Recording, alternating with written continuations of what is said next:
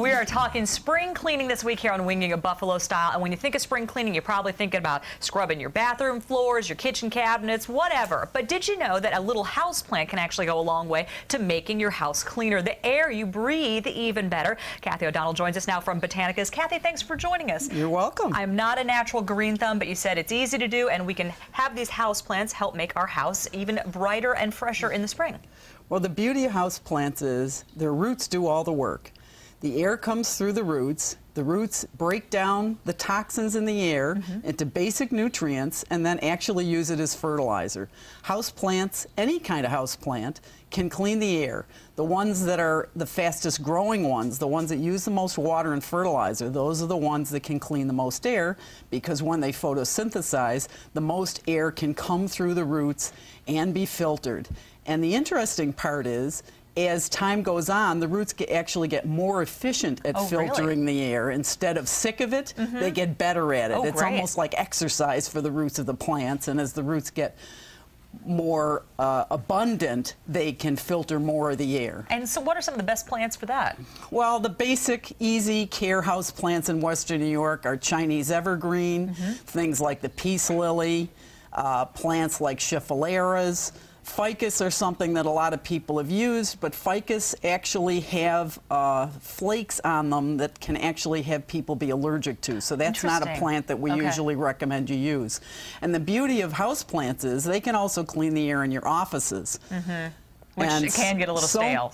Absolutely. And when we close up our houses from November until April, now we can open the windows a little. So many of the offices, the windows don't open at all. The other advantages of house plants is, in addition to cleaning the air, they also make it so that people are more calm.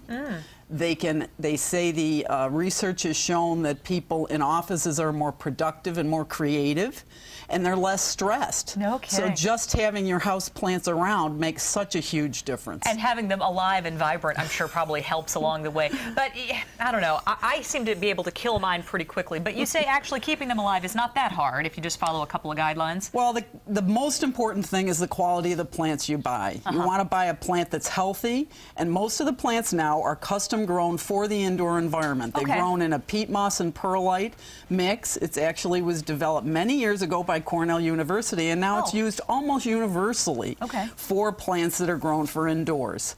And the important thing is to drench them, water them so that they're completely watered, kind of like a good rainstorm, and then don't water them again until they need it. We actually use a soil probe that takes a little speck of soil out so you can actually take a look down at the bottom of the roots. And if you take the soil probe out, you know whether it's dry or wet at the bottom. Don't water it again until it needs it. We call it the basic drench and dry system. Drench and dry. That's it. Now don't let it be dry as a desert. We're not growing cactus here. And even the desert, to be honest, is not bone dry. So you can dry out a plant drier in a pot than you could in nature. Because in nature you have this large quantity of soil and it dries out very slowly, and when it gets drenched by the rain drains off.